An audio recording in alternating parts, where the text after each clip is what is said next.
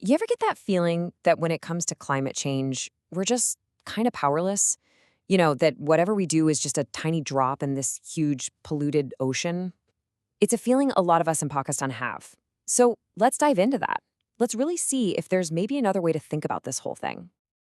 I mean, you hear this all the time, right? The whole idea that, hey, since we're not a huge global polluter, anything we do is basically pointless on the world stage.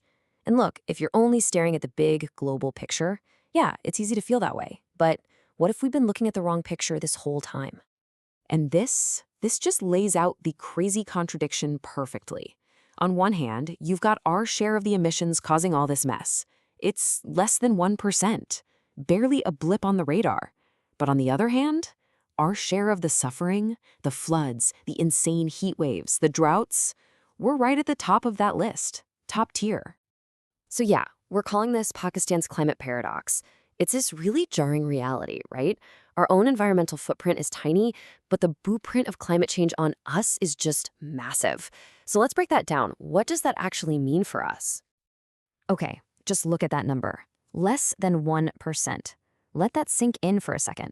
Our entire country's contribution to the emissions warming up the planet is less than 1%. It's almost nothing when you put it next to the big industrial giants. But, and this is a huge but, that number doesn't even come close to telling the whole story. Because here's the kicker. We're only on the hook for a tiny sliver of the cause, but we get hit with the absolute full force of the effect.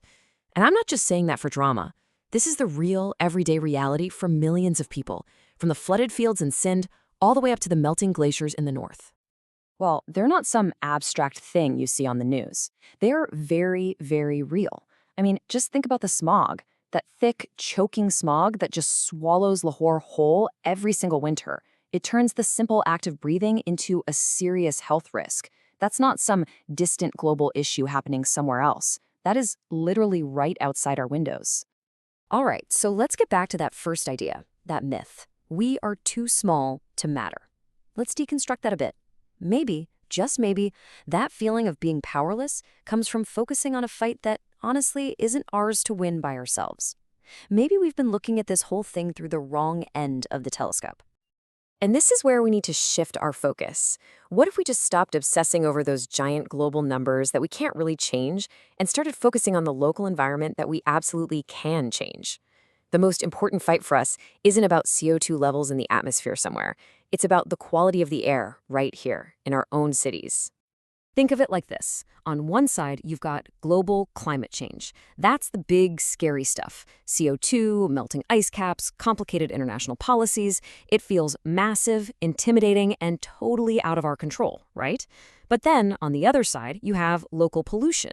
This is the stuff we see every day. Smog, garbage on the streets, the actual quality of the air our families are breathing. Now this is where we can actually make a real difference. So, if the real fight is local, then what does winning even look like? Well, this is the good news. It's not about some grand, impossible gesture. It's all about small actions that have a big impact. We're talking about simple, consistent things that have a direct, visible effect on our neighborhoods. So let's talk about how we can actually reclaim our environment. Okay, it really boils down to 3 simple but super powerful things we can all do. Step 1, plant trees. Seriously. It's more than just making a place look nice. Trees are like nature's air purifiers. They literally suck up pollutants and breathe out clean oxygen. Plus, they provide shade, which cools down our cities. Step 2, save energy. Every light you switch off, every charger you unplug, it all adds up.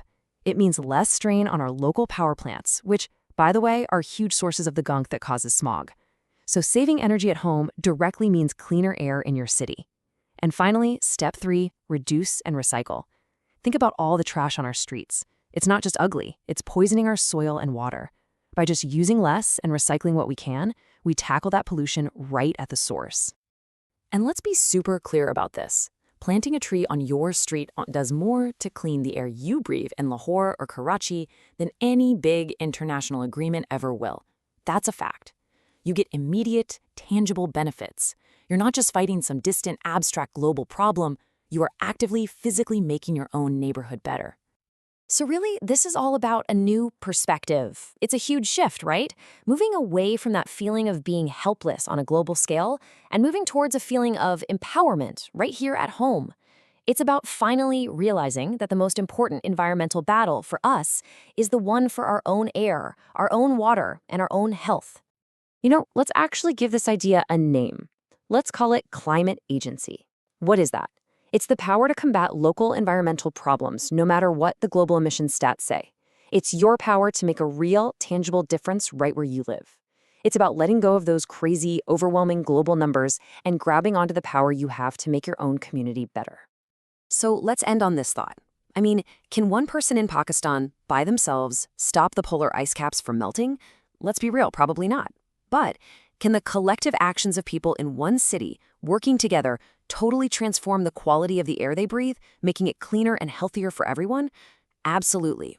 And maybe, just maybe, that's the difference that really matters.